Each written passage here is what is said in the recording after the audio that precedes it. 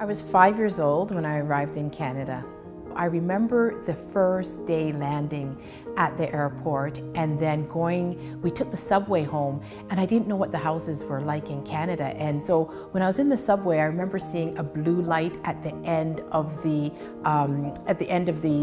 stall, the stand that we stand on, and thinking that, okay, maybe you go up that ladder and go into that blue light, and behind there, that's where the houses were. And then I remembered being at school in the wintertime and really wanting to play outside in the snow, and then getting that opportunity to do that. But then it got so cold, and the 15 minutes seemed like such a long time.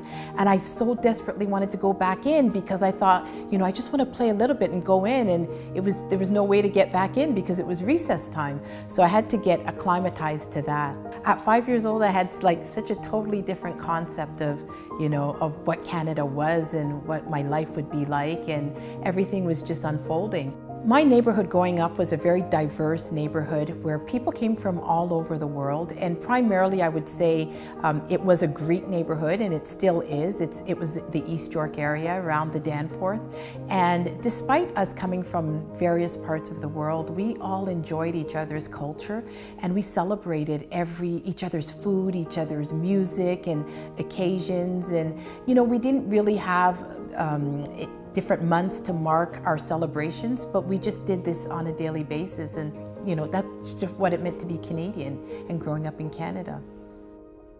Our parents told us work hard and go to school, get a good education, and that's what's going to distinguish you. And I don't think it was that really pushed me towards continuing in my studies. Somehow there was just this notion that I had to continue. Even when I did my Master's of Environmental Studies, it wasn't something that was lucrative. It wasn't something that I would get a job from.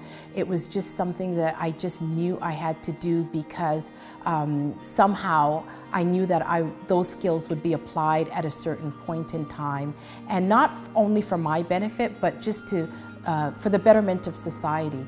So what inspired me to be a lawyer was I've always just wanted to help people, and when I was younger I talked a lot, and so my father gave me a nickname, the Little Barrister. So before I even knew what a barrister was, I knew that it was somebody who talked for a living, and it was just stuck with me, and I always just knew that I would go into law.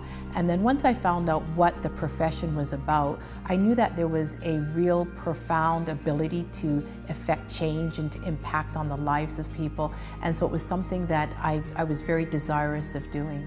I've had quite a few defining moments in my law career that has impacted me. I think some of them were the most emotionally draining cases that I've had to deal with. But I think one of the most profound moments that I've had as a lawyer was when I left Bay Street, and I had to kind of juggle and make sure that I could make ends meet, and I didn't have the corporate clients, and I had to start all over. And so I started doing criminal law. And I remember one incident that there was a young man, and he was charged with assaulting his same-sex partner. And at that point in time, HIV wasn't very known. And also same-sex partners weren't something that was very common. And so there was a lot of shame around his act in the court, and also he was HIV positive. And so they didn't know how to bring him up to the courtroom. And every time I talk about it, I get emotional. So they didn't know how to bring him up to the courtroom with the rest of the people that were, sorry, I get very emotional when I talk about it. Just give me a minute. I haven't talked about it in so long, and it happened years ago, right? I was doing duty counsel, and so I noticed that 2 days have gone by, and this person without a criminal record hasn't had his bail hearing.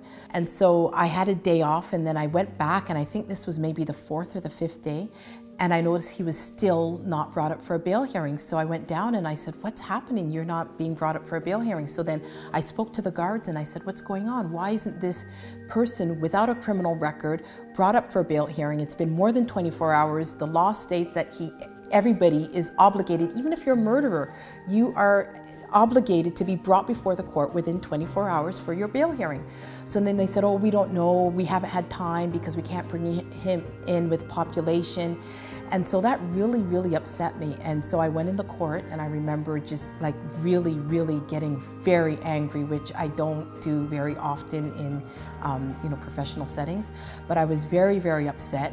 And I told the judge, I said, he has to have a bail hearing. It's been 5 days. And then he also told me that he was sleeping on the floor because they didn't know where to put him. They didn't have a bed for him, and that they didn't give him his HIV medication for 5 days. So I was very upset, and I spoke to the judge and I said, I don't care, clear out the entire courtroom and bring him in for his bail hearing. He had a good plan to make sure that he wouldn't reoffend and that there was no public danger. And so he walked out of there, he got his bail hearing and walked out of there. And then I remember after that, the media just coming after me and saying what happened and trying to get an interview. And I thought it was no big deal what I did, because it was just somebody who, that's what I was trained to do as a lawyer. I saw injustice, and I saw somebody being treated in a subhuman way, and I don't know if it's my faith or the way I was raised, but I knew something was wrong and that a person should not be treated that way, and I had to do something about it. I remember that, and I always think about him, and yeah.